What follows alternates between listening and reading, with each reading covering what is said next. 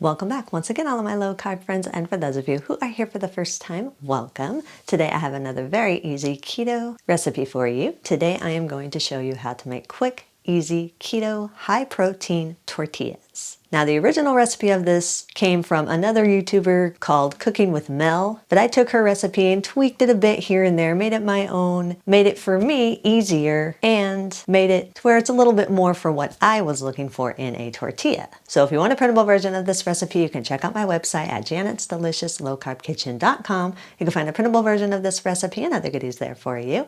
And if you're new to the channel and you want to see lots of easy, delicious, low-carb keto recipes, make sure you click that subscribe button and click the notification bell that's right next to the subscribe button. That way you can be notified every time I put out videos, at least every Wednesday and Saturday.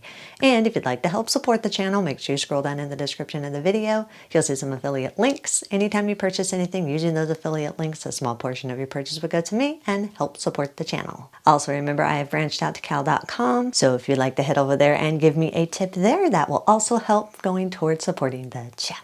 So while you do all that, let's get cooking.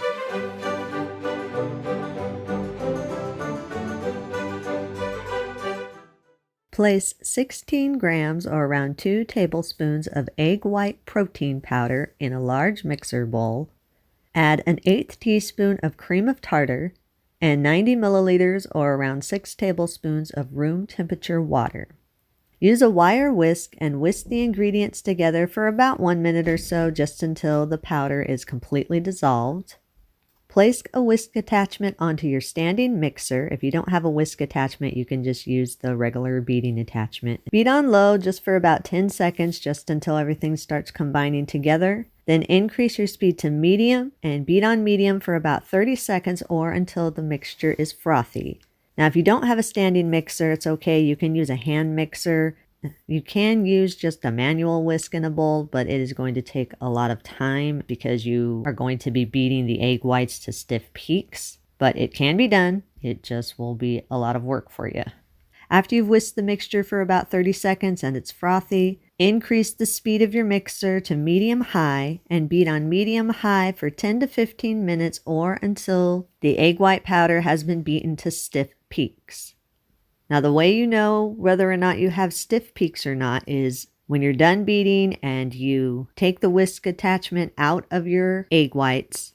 On the end of the whisk attachment and inside of the bowls, there should be little mountain peaks sticking up, and they should be able to stand up on their own. They shouldn't be drooping over. Also, when you move the bowl around and you turn it upside down, the mixture should not be bouncing or moving around. It should be soft to the touch, but stiff enough where it's not sliding around in your bowl. Once your egg whites are all beaten to stiff peaks, then just set the bowl aside for a second.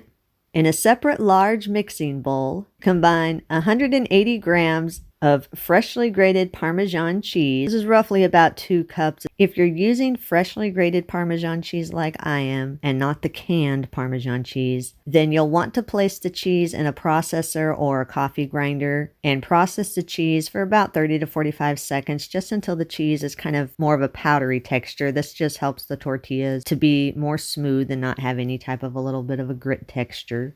Add 5 grams or around 1 teaspoon of baking powder, 3 grams or around 1 teaspoon of gelatin powder. You can also use agar-agar instead of the gelatin powder if you prefer to use that.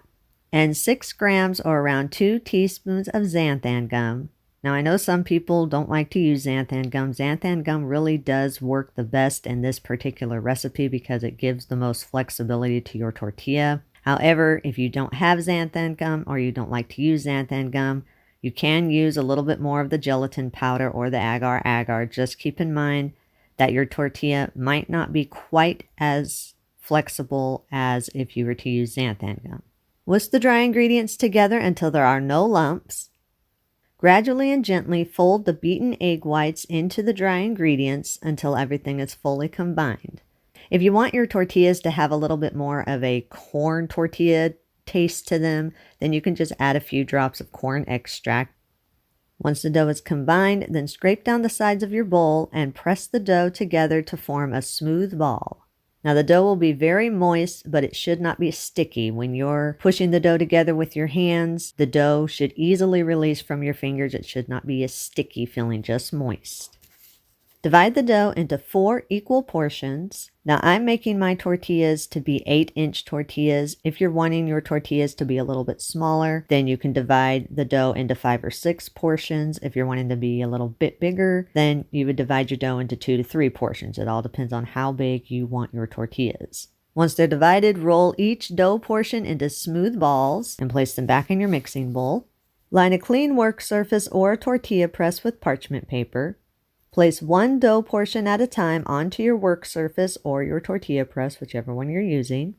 Place another piece of parchment paper over the top of the dough portion. Then roll or press the dough out to a circle that's about 8 inches in diameter. Repeat the rolling process until all the portions of the dough have been pressed out to your 8-inch circles or however big you're wanting your tortillas.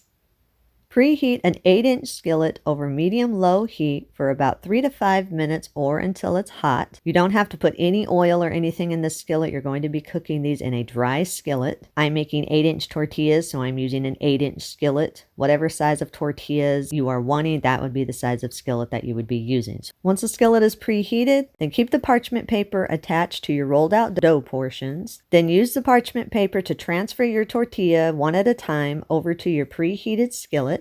Turn the paper dough side down onto your heated pan, then very carefully remove the parchment paper from the back of the dough. Now this is a moist dough, so it can be a little bit tricky to remove from the parchment paper. So in order to make that a little bit easier, before you take the dough portion over to your skillet, place a piece of parchment paper over the rolled out dough portion and flip the dough over between the 2 pieces of paper. Then gently remove the top piece of paper. Once the dough is flipped between the 2 papers, it'll make it a lot easier to remove once you take it over to the skillet. Then the top paper should easily release. Cook the tortilla for about 1 to 2 minutes or until the tortilla is golden underneath and it easily releases from the pan. Use a long spatula and flip the tortilla over. Then cook for another 1 to 2 minutes or until the tortilla is golden on both sides. Then transfer the cooked tortilla to a plate or a wire rack. Continue the cooking process until all the tortillas have been cooked. Now, if you're wanting this to be more of a soft tortilla, if you're wanting to use this for wraps or burritos or enchiladas or something like that, something that the tortilla needs to be rolled, then you can use this immediately. As you can see, it's nice and soft, nice and pliable. It easily rolls. But if you're wanting to use this for more of a taco shell, then while the tortilla is hot, very carefully place the tortilla in a taco shell mold. Or if you don't have a taco shell mold, I'll put a link in the description to the ones that I use. Or you can just hang the hot tortilla over the side of a wide bowl or pan. Then let the tortilla cool in the mold or hanging over the bowl or pan, whichever you're using. Let it cool for about 10 to 15 minutes or until the tortilla is firm. All right, so here I am with my little taco here. Now I let mine, when it was hot, I put it in those taco shell molds like I showed you, and I let it sit for about 10-15 minutes. And so it completely cooled, and so it kind of has the texture more of a corn tortilla, not those hard crunchy ones that you buy in a box or that are at Taco Bell or something like that, but an actual corn street taco type tortilla. So it's soft and flexible, but it's got that firmness of a corn tortilla. So it's got a nice good texture. It's holding all my taco stuff. I've got meat, I got cheese, I got lettuce, I got all kinds of good stuff in there. But the real test is how it tastes, right? That's what I always say. Now, if I can pick this up without my filling all falling out, we'll be doing great. Okay, let's see.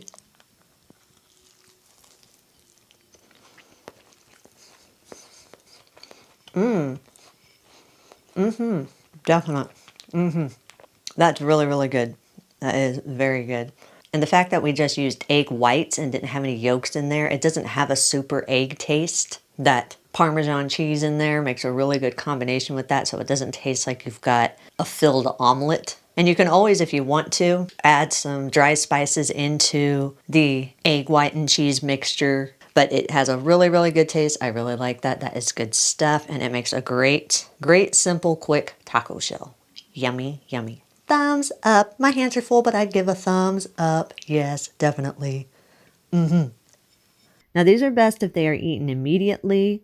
They can be stored in an airtight container in your refrigerator for up to 3 days, but they will most likely lose a little bit of their flexibility and become stiff. So if you do choose to store these, then when you're ready to use them, you'll need to place them in the microwave or on the stove for a few seconds and warm them up so that they can become flexible again. Eat and enjoy. And that's our recipe of the day. I hope you enjoyed it. If you did and you want to see more videos like this, make sure you click that thumbs up like button, click that subscribe button, leave me a comment if you want to. Let me know if there's any recipes that you'd like to learn how to make, and I'll do what I can to get those out there for you. And as always, keep cooking.